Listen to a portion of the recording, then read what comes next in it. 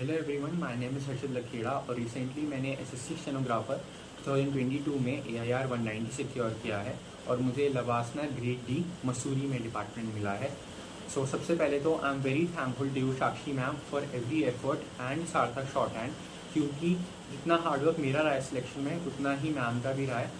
तो वो हमको लगभग 4 या 5 डिक्टेशन एवरी डे हमको डिक्टेट करती थी, और चाहे वो 80 पे हो या चाहे 100 पे स्पीड हो, मैम हमेशा प्रिसाइसली बोलती थी। So I am very thankful to Sakshi ma'am for your efforts. और अब मैं अपनी थोड़ा प्रिपरेशन का अप्रोच शेयर करूँगा, तो आप लोगों को अगर लगता है कि आप इम्प्लीमेंट कर सकते हो तो आप ज़रूर करें। तो सबसे पहले तो मैंने सोचा था कि मैं ग्रेड सी से कम 10 से 15 मार्क्स तो ऊपर लेकर ही आऊँगा। तो फॉर एग्ज़ाम्पल मेरा जो अप्रोच था वो था कि मैं 155 से 160 के बीच में लेकर आऊँगा। तो इससे क्या होगा कि जब एग्ज़ाम में थोड़ा प्रेशर रहता है, थोड़ा सा सिचुएशंस अलग होती हैं, तो मेरा स्कोर 149 तक बैठा और फिर नॉर्मलाइजेशन के बाद मेरा स्कोर 155 पहुंच गया। तो जहां मैं सोच रहा था कि 155 में रॉ स्कोर लेकर आऊँगा, वहां मेरा स्कोर 149 पे अटक गया। तो अगर आप स्कोर थोड़ा ज़्यादा करने की सोचते हैं तो जब आप प्रेशर रहता है उसके बाद भी आपका स्कोर अच्छे सिक्योर पोजिशन पे रहता है। अब ग्रेड सी की जो कट ऑफ है उससे ऊपर जाने का क्या फ़ायदा है कि आप एक तो कि अगर आपकी कट ऑफ ज़्यादा भी चली जाती है तो आपका ग्रेड डी में तो पक्का पक्का सिलेक्शन है ही, और आपको अपनी मिनिस्ट्री चूज़ करने का भी मौका मिलता है कि अगर होम टाउन में रहना है और कोई डिजायर्ड मिनिस्ट्री चाहिए तो आपके मार्क्स अच्छे होने चाहिए। उसके लिए ग्रेड सी की कट ऑफ से ऊपर ही एम करो। अब दूसरा मैं अपने स्किल टेस्ट के बारे में बात करता हूँ। तो स्किल टेस्ट में मैं हमेशा 4 डिक्टेशन रहता था, 4 से ज़्यादा ही, लेकिन मिनिमम 4 मैं डिक्टेशन तो करता ही करता था दिन भर में, और उनमें से 2 तो मैं मिनिमम टाइप करता था। मैं अपनी डिक्टेशन में एरर जो थे वो खुद ही निकालता था। तो जो भी मैं टाइपिंग के एरर्स होते थे वो एक नोटपैड में डालता था। ये मेरी कॉपी थी। ऐसे नोटपैड में मैं सारे एरर्स अपने लिखता था और उनके आगे थोड़ी शॉर्ट हैंड की प्रैक्टिस भी कर लेता था, ताकि मेरे दिमाग में वो छप जाए कि मैंने ये एरर किए हैं, और अगली बार जब मैं वो लिख रहा हूँ डिक्टेशन में या फिर टाइप कर रहा हूँ तो मेरे दिमाग में वो आ जाए कि इसकी स्पेलिंग ऐसी होती है, या फिर ये मैंने छोड़ा था इस बार नहीं छोड़ना है। अब इसमें सारे एरर आ जाएंगे, चाहे वो ओमिशन के एरर हो, चाहे वो ग्रामेटिकल एरर्स हो, चाहे वो स्पेलिंग मिस्टेक के एरर हो। और आपको मैं ये भी हमेशा ध्यान रखता था कि मैं अपने टाइपिंग का टाइम कम से कम कर सकूं। मैं अपना रीडिंग का भी टाइम नोट करता था, क्योंकि वहाँ पे हमको कैसे भी कीबोर्ड मिल सकते हैं और हो सकता है कि हमारा टाइपिंग का टाइम ज़्यादा लगे। तो मैंने हमेशा कोशिश करी थी कि मैं अपनी टाइपिंग की स्पीड तेज़ रखूँ, ताकि मैं बाद में उसको एक बार रीड भी कर सकूँ, कहीं मैंने कोई लाइन स्किप तो नहीं कर दी।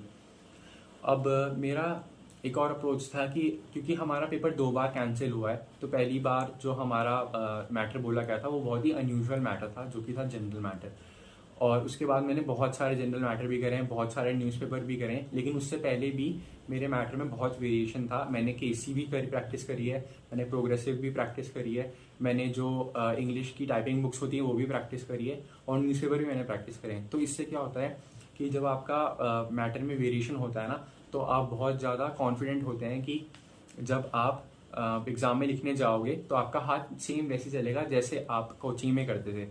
तो मेरा ऐसे हुआ कि जब मेरा पेपर बोला गया, क्योंकि इस बार तो काफ़ी आसान डिक्टेशन बोली गई थी, तो मेरे लिए सिर्फ एक नॉर्मल सा रूटीन था, जैसे मैं अपने कोचिंग में लिखता था वैसे ही मैंने वहाँ पे लिखा और आराम से मेरी टाइपिंग भी हो गई। अब एक और बहुत बड़ी प्रॉब्लम थी, 2 बड़ी बहुत प्रॉब्लम थी जो मैंने अपनी प्रिपरेशन स्ट्रैटेजी में गलत करी थी। एक तो ये कि मैंने सोचा था कि जब मैं स्किल के लिए प्रिपेयर करूंगा तभी शॉर्ट हैंड के लिए पढ़ूंगा। उससे पहले मैं 8-9 महीने से शॉर्ट हैंड के टच में था ही नहीं। मैंने शॉर्ट हैंड सीखी हुई थी पर मैं उसके टच में नहीं था। अब इससे क्या हुआ, जब मैं स्किल के लिए प्रिपेयर करने गया तो मुझे मोमेंटम पाने में ही 1 महीना लग गया। अब आपको पता है कि लिमिटेड टाइम होता है हमारे पास प्रिपेयर करने के लिए, तो अगर आप मोमेंटम गेन करने में ही 1 महीने लगा दोगे तो प्रॉब्लम हो जाएगी।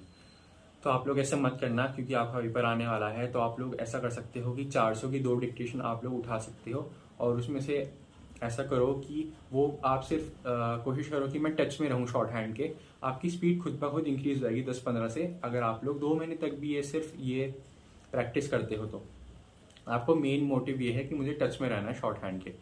और अगली मेरी गलती ये थी कि मैं बहुत ज़्यादा कंफ्यूज था कि मेरे को 80 पे प्रिपेयर करना है या फिर 100 पे प्रिपेयर करना है, क्योंकि मेरा भी पहला ही अटेम्प्ट था। तो मेरे को कंफ्यूजन था कि अगर मैं 80 की स्पीड में करूँ तो मैं एक्यूरेसी तो मेंटेन कर पाऊंगा, लेकिन अगर मैं कहीं 100 के लिए प्रिपेयर करने चला गया तो मैं 80 की एक्यूरेसी ना खो दूँ, और मैटर कैसा भी आ सकता है, अगर मैटर हार्ड आ गया तो कहीं मैं बाहर ना हो जाऊँ। तो आप लोग ऐसा मत करना। अगर आपका पेपर 80 का भी है और 100 का भी है और आपकी स्पीड 100 से ज़्यादा नहीं है, आपकी स्पीड 100 से कम है, तो आप ऐसा करो कि 80 एक्यूरेसी पे ज़्यादा ध्यान दो और 100 की डिक्टेशन 2 तो कम से कम करो ही। अगर आप 4 डिक्टेशन उठा रहे हो दिन भर में तो 2 डिक्टेशन 80 की कर लीजिए और 2 डिक्टेशन आप 100 की कर लीजिए। इससे क्या फ़ायदा होगा कि आपका 80 पे एक्यूरेसी बनी रहेगी और 100 पे भी आप अच्छे से लिख पाओगे।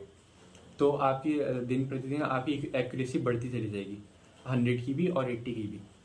और आपको ध्यान ये रखना है, मैंने हमेशा अपनी स्पीड जो है वो, अगर मेरे एरर्स 3% या 4% से ज़्यादा होते थे, मैं अपनी स्पीड कभी भी नहीं बढ़ाता था। अगर जब तक मेरे एरर्स 3% से कम नहीं आते थे तब तक मैं अपनी स्पीड वही मेंटेन रखता था। क्योंकि अगर मैंने स्पीड बढ़ा दी और मेरे एरर्स 3-4% से भी ज़्यादा है तो जब कोई मैटर हार्ड आएगा तो हम लोग बहुत ज़्यादा एरर करने लग जाएंगे कि उसमें छूटेगा भी, हमको लिखना भी नहीं आएगा बहुत सारा। तो ये एरर परसेंटेज जो है वो रिजर्व कैटेगरी के लिए ऑब्वियसली थोड़ा सा 1-2% बढ़ जाएगा क्योंकि उनको ज़्यादा एरर्स अलाउड होते हैं। वरना हमारी रिजर्व यूआर कैटेगरी के लिए 3-4% से ज़्यादा एरर अगर आपके आ रहे हैं तो स्पीड मत बढ़ाओ। सो यही सारे पॉइंट थे जो मुझे आपसे बात करने थे। तो thank you very much everyone और all the best for your upcoming exam. कि अगर आप कंसिस्टेंटली रोज स्किल की प्रैक्टिस या फिर पढ़ाई भी रोज कर रहे हो, कंसिस्टेंटली कर रहे हो, तो आपका सिलेक्शन जरूर हो जाएगा। So thank you very much everyone. और मैं फिर से साक्षी मैम को बहुत बहुत थैंक यू बोलना चाहूँगा मैम के एफर्ट्स के लिए। So thank you ma'am.